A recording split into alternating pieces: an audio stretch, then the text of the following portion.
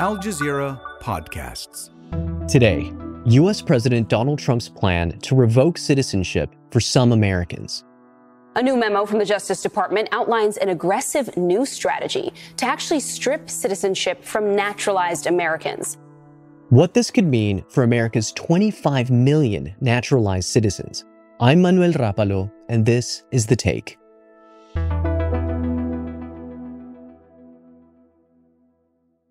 My name is Heba Gowayed, and I'm an associate professor of sociology at CUNY Hunter College and Graduate Center. Heba, welcome to The Take. So, U.S. President Donald Trump has said that he wants to deport naturalized U.S. citizens. This includes his former first buddy, his political ally, Elon Musk, as well as New York City's Democratic mayoral candidate, Zohran Mamdani. Your message to communist Zohran Mamdani? Well, then we'll have to arrest him. Look, we don't need a communist in this country, but if we have one, I'm going to be watching over him very carefully on behalf of the nation. Yesterday, Donald Trump said that I should be arrested. He said that I should be deported. He said that I should be denaturalized. Let's start with what denaturalization is, and legally, can President Trump denaturalize Musk and Mamdani? I think the jury's still out on the latter part of that question. And so to answer the question of what denaturalization is, I think we first have to start with what citizenship is and then what naturalization is. So citizenship is how anybody becomes included in, what we imagine to be America, right? It being included in the body politic of this nation. That's what makes voters. That's what makes people who, become our elected officials who lead this nation. And so citizenship is very much sort of that framework for inclusion. And naturalization in the United States is a very important pathway to inclusion. And the reason why it's such an important pathway as well is because this country is a settler country, right? It is formed based on these arrivals to it. And so the first Naturalization Act in 1790, was limited to white persons who had been here for about 2 years. People, of course, in the process, people who were formerly enslaved also became included in the body politic. But it sort of remained limited to white people, until sort of the 1965, in a sense, Immigration and Nationality Act. And denaturalization, if you think about it, is sort of the antithesis of that, right? Is removing that citizenship status from people. And historically, it's been only for people who commit fraud in the application, who write things incorrectly, who purposefully lie in their application procedure. But in 1906, when that sort of naturalization system became federally organized and became sort of under the purview of the federal government, that sort of was the start of naturalization being used in different ways, and particularly in the McCarthy era being used to target political dissidents. So can he denaturalize these men? Is the memo that he presented, a legitimate document to do that process? Is it legally feasible, or has it been in the last several decades since the McCarthy era acceptable to denaturalize people based solely on their political views? Absolutely not. But has that happened in the history of this country? Yes, it has. And what happens when someone is denaturalized? Do they become stateless, essentially? So historically, what's been interesting about denaturalization and denationalization, which is the other aspect of this, which is for people who are born here, which has also happened, is that they typically have sort of a second nationality, or have had a second nationality. And so the idea would be that they become no longer a part of the American political, American polity. They don't have another legal status in the United States to hinge on. And so, and for somebody who is stateless, which does happen as part of the naturalization process, I think that's a question of sort of where would they go and what would they do? But this administration has shown very little care about where people go. People who are immigrants from all around the world have been, for instance, deported to places like South Sudan and El Salvador. And so, this administration has shown very little attention or respect for sort of where people come from and where they are headed. Let's zoom in a little bit on something that you mentioned already, which is this memo. The Department of Justice recently put out a memo regarding denaturalization, and there's a lot to unpack within that document. How does the Department of Justice plan to ramp up these efforts to denaturalize U.S. citizens? So, I mean, in the same way that they've been attacking and targeting immigrants from all different kinds of backgrounds. I mean, what we're seeing two different things happen. One is the wielding of what has been, has long been a discriminatory and dangerous system of due process, right? So when people say we really should be, hinging on due process, right? ICE detention facilities have long been very dangerous places. ICE has long used arbitrary authority.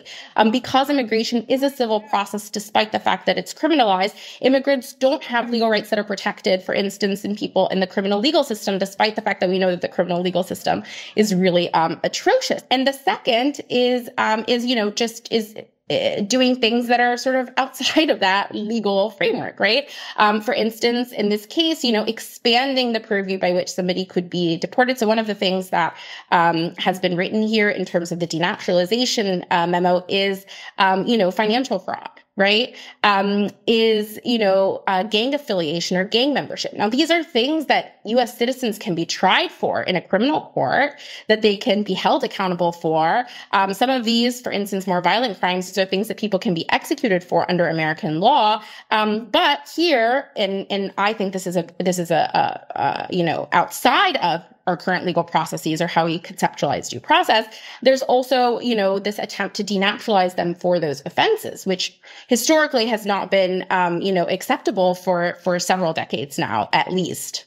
Heba, like other parts of his immigration crackdown, President Trump says that he wants to focus on the quote-unquote bad guys. What are the real risks here? I mean, the risk is that you have 25 million people in this country who are naturalized.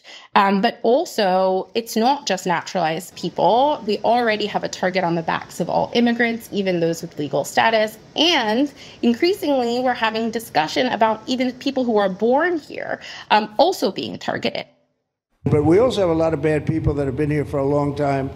People that whack people over the head with a baseball bat from behind when they're not looking and kill them. People that knife you when you're walking down the street. They're not new to our country. They're old to our country. Many of them were born in our country. I think we ought to get them the hell out of here, too. And so this idea of citizens in those temporary positions of power to be able to revoke the citizenship of other citizens who are, in theory, and within the legal framework, they're equals, is an incredibly problematic prospect. And it is actually exactly what was stopped by the Supreme Court in 1967 and why denaturalization was shrunk and the power of government to denaturalize was shrunk. And denaturalization has been used historically, and denationalization, for instance, by the Nazi Party in 1933 against Jewish people. And that was sort of the beginning of the Holocaust, right? That's when historians sort of, point to as sort of the beginning of the end. And so there's a dehumanizing aspect to this. There's a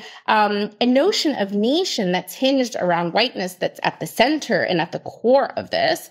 And there's a promise to remove from the body politic anybody who disagrees with people in power, which is sort of a descriptor of authoritarianism and fascism, and not a descriptor of a democracy. In this memo by the Department of Justice, it's a lengthy document, and there's quite a bit of language in there that is concerning.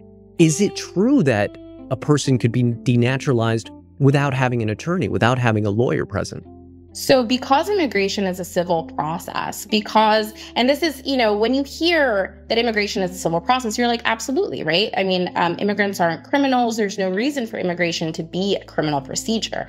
But what's happened is that as immigration has become criminalized, the protections for immigrants going through immigration procedures, whether that be a deportation procedure or any other procedure, have not caught up to the protections that we have within the criminal legal system, as limited as those may be. And so you don't have the right to a lawyer. So you could hire a lawyer if you are financially able to, but you do not have a right to a lawyer. You are not entitled to one as part of that proceeding. And that's true for immigrants who are currently facing deportation, but it would also be true in the case of people who are facing denaturalization or denationalization within the immigration system.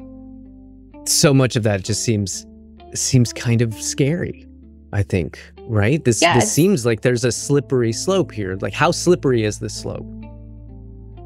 I mean, I think it's terrifying. I think anybody who's not scared is not awake. I don't know if we can call this a slippery slope anymore, right? I mean, if citizens are facing denaturalization due to their political perspectives, due to their ideas, due to fraud, due to, infractions that should be dealt with vis-a-vis our existing system of due process, then it opens the door for a fundamental transformation of what America looks like. And it promises a destruction of this democracy. More with Heba after the break. So, Heba, I want to read a few statistics here. Between 1990 and 2017, there were only 305 cases, representing about 11 cases per year. But fast forward to 2018, during the first Trump administration, and there were some 1,600 cases that were referred for denaturalization. What can we expect now? There's a lot of features of today that mimic and mirror the McCarthy era. And during the McCarthy era, I'm talking about in the 1950s and the 1960s, there was a wide use of denaturalization and denationalization that was specifically targeting people who were deemed un-American because of their political activities. And often these were people who, there was some group of them who were Nazis, right, who were targeted in that time period. But there was also a large group of people who were communists, who were labor organizers, who were socialists, who were people who were sympathetic to workers' movements. And at that time, there were 20,000 people yearly denaturalized. There's, the estimates differ. I've read that there were 22,000 total. I've read that there were 20,000 cases that happened yearly. And so this is a huge number, right? And if your mindset or your approach is to target people based on their race, based on their national origin, based on their political perspective, right, that can widen the scope of denaturalization, which has not been the practice in the United States since 1967, when it was decided by the Supreme Court that citizens hold rights in this country and that it is not under the purview of other citizens to deny them of that status as citizen over things that are not fraud in the application process. Can you talk a little bit more about the historical precedent, the legal precedent? Yeah, so as I said before, in 1906, the entire process was sort of organized. And then it was tested, right? So because citizenship at the time was linked to you had to be white to become naturalized, except, of course, for the case of enslaved people. The first examples of an attempt being used to denaturalize people was around race. So, for instance, there was a court case in which a Sikh man brought up a case to say that he should be naturalized in the United States. He was found not to be white and therefore could not be naturalized. And then that case was used as precedent to denaturalize some 60 or 70 other Indian people based on that court precedent. So this idea of denaturalization being retrospective is very much enshrined in law.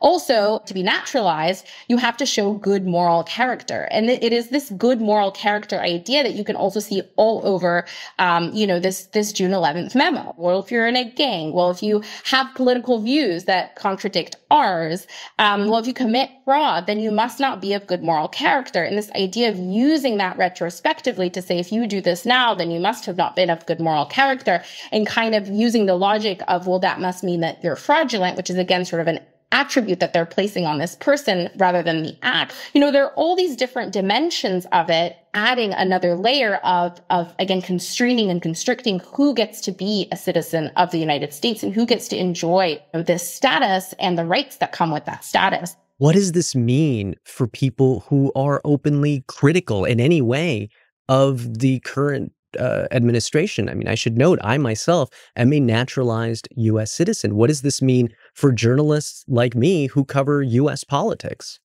I am also a naturalized citizen, Manny, but I don't think it's just a risk that we carry as naturalized citizens anymore. I don't think that it's a risk any individual group of us carries. What we're seeing now is not only an expansion in the discourse around immigration that is, again, galvanizing this white nationalist base, pushing these white nationalist policies, but what we're also seeing is actions towards ejecting people who aren't seen as American enough. And that American litmus test has to do with the politics of the current administration, which is an incredibly dangerous precedent and threatens every person within the nation, regardless of their immigration status, whether they be a citizen, whether they're born here, whether they are, immigrating here and on a green card, which used to be a very safe status, regardless of the legal status that we hold now, everybody is susceptible to this administration's attack and targeting, and we are seeing that happen now. We're seeing American citizens having experienced deportation, having experienced detention, and that is a very, very dangerous aspect of this administration, which is that not only are they playing and widening the scope of due process, but they're also acting extra legally. And acting in ways that are in real violation of what everybody considers to be the basis of U.S. law.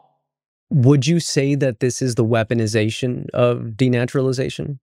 I would absolutely say that what we are witnessing is the weaponization of our immigration process as a whole in order to create a white America. And the obsession here is of creating a segregated society and creating a society that centers around a white supremacist nation. And we can see that in all different aspects. It's not just in immigration. It's in the attack on diversity, equity, and inclusion programming.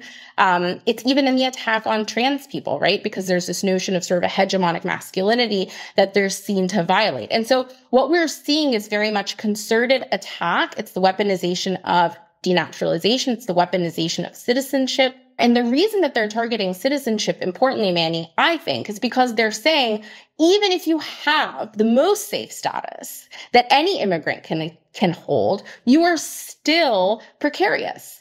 And that is what they really want us to feel, and that's what they want us to say. And so, I am not shying away, and I'm not going to stop talking, because that feeds into this authoritarian goal, which is that they want to silence us and they want us to no longer feel safe. The impact here certainly is to create fear, to create confusion. Is there any other point? I mean, when you look at this, particularly this decision, it does not seem that there is another point other than to create, again, this image, this America where only, certain people, and specifically sort of, heterosexual white men actually, feel that they are safe and feel that they are protected, and everybody else feels to different extents and different degrees precarious. And I think that we need to be careful, particularly as citizens, whether we're naturalized or not, to not exceptionalize when we are attacked, as we're watching, our neighbors get deported over nothing, right? Who also have legal status, who are also here, attempting to raise their children, attempting to get by day to day. There's nothing exceptional about us as citizens, because we're all human, except for the fact of the symbology of what that citizenship means and holds and what attacking it represents, right? It's saying, oh, even if you are somebody who's powerful, you can be arrested. It's the threats against Zohran Mamdani or even Elon Musk. I get the point, Elon Musk. I don't know. I think we'll have to take a look. We might have to put Doge on Elon. You know what Doge is? Doge is the monster that might have to go back and eat Elon. Wouldn't that be terrible?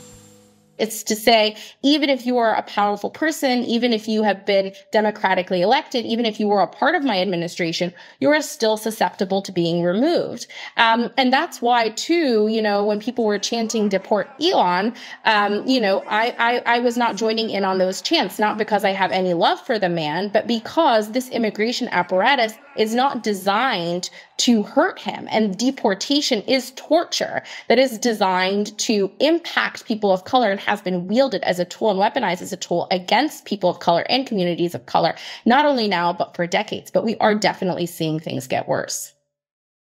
Is there any other threshold that you're looking at now that would set a new, even more dangerous precedent that you're worried about, that we're maybe heading towards? I mean, I think that we need to wait and see what the Supreme Court decides about this, right? I mean, right now, what we saw is another dangerous thing, which is that, the district courts can't stop these executive orders, which was a decision that was made by the Supreme Court last week. But at the heart of that decision was the question of the 14th Amendment, was a question of birthright citizenship. And so there's, a very real fear that this is, again, sort of a step to making everybody in this country, regardless of where they're born, susceptible to denationalization and denaturalization. Unfortunately, there is a legal precedent for that in the United States. And what this administration likes to do is sort of go to that McCarthy era, go to that period, and cherry pick these policies in order to implement them again. And so, what I want to say is that we shouldn't sort of give up. It hasn't reached its conclusion. There is something to fight back against, and there's a precedent for that fight back having good results, but it's certainly an incredibly worrying moment. And the attack on citizenship specifically is deeply troubling for what it represents and what it means. Heba, thank you so much for your time, and thank you for joining us today on The Take. Thank you. And that's The Take. If you enjoyed today's episode, don't forget to give it a like so more people can find this episode. And I'd love to hear your thoughts in the comments below. Let me know what stood out to you, or if there's anything you'd like us to dive deeper into next time. I'm always checking in, so let's keep the conversation going. See you tomorrow.